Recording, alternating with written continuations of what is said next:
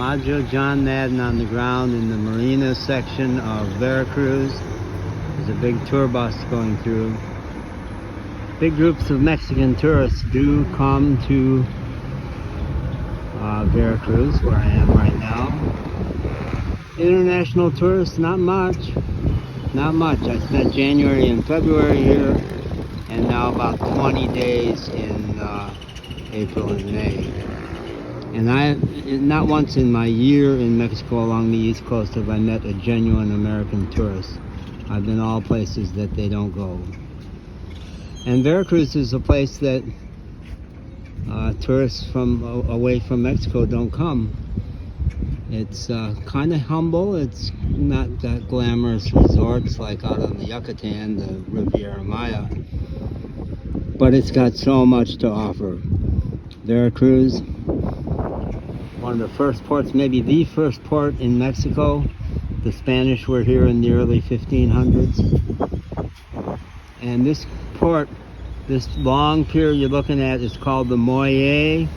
It was built between 1900 and 1905, and it transformed that original port into one of the most important commercial shipping operations in Mexico, and you can see how large that boat is.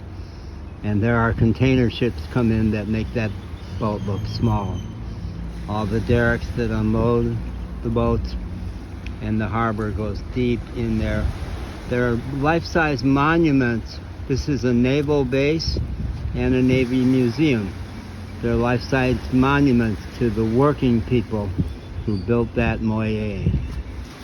And this is all harbor here. Fishermen.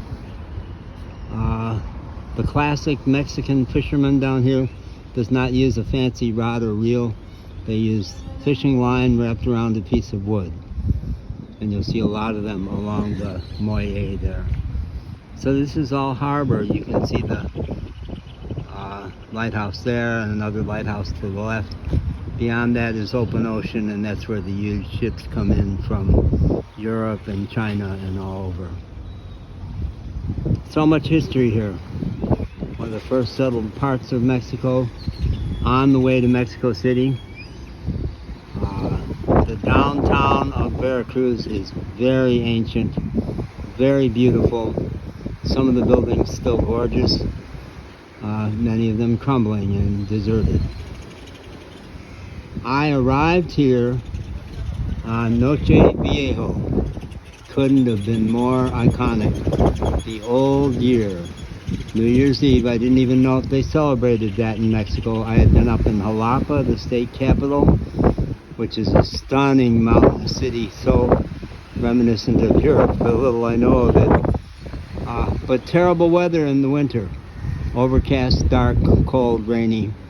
And so when I got down here about 5 o'clock, maybe 3 o'clock on December 31st, the first place I pulled off, a big old pickup truck went by with huge Bluetooth speakers playing great rock music, and 10 big strapping guys in drag dancing down the street. And I said, oh yeah, we're going to celebrate New Year's, aren't we?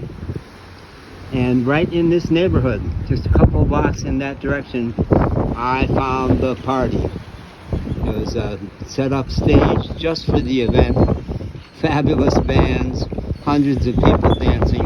I've never been able to reconstruct exactly where it happened because it was at an intersection somewhere.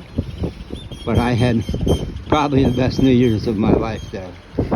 And returned to where my car was parked, behind the Hotel Mar Y Tierra, a block or two beyond it, behind the high school down there, on the way to the Malecon. The Malecon is the big recreational area and a museum with statues commemorating the Mexican Revolutionary War, which was not a war against a foreign power, but a war against a corrupt national government that ended in 1914.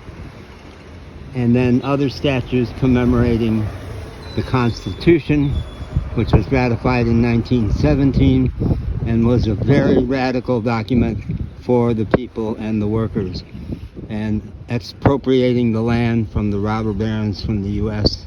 and elsewhere and land redistribution to the people, rights of labor, etc. It hasn't all been lived up to over the years, but many Mexicans believe that the current president, Abraham Manuel Lopez Obrador, is trying, and that his woman successor, it's going to almost certainly be a woman president, June 2 when the vote comes out, because Claudia Sheinbaum is also Jewish and is AMLO's picked successor, and the other primary party has a woman also.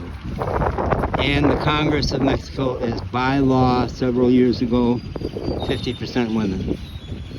I think the U.S. Congress is something like 34%. Be a long time until it gets to 50%. So I'm going to drop that video and tell a series of vignettes that I think reveal the heart and soul of the port.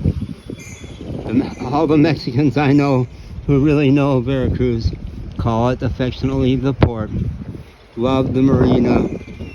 That first week I was here was the week after New Year's, and it was still break for the kids. So this place was filled with young lovers, filled with families, hundreds of them walking along the wharf there. So beautiful. People love to love in Mexico, and they love to love on their children. And I was staggered by the way families go down the sidewalk, all touching each other, all laughing all the time. And it's where it really crystallized how crazy I am about the Mexican people. Okay, and then I'm going to contrast it with Boca del Rio to the south, which calls itself the better part of Veracruz, El Mejor de Veracruz, because they're richer. They have more stuff. Okay,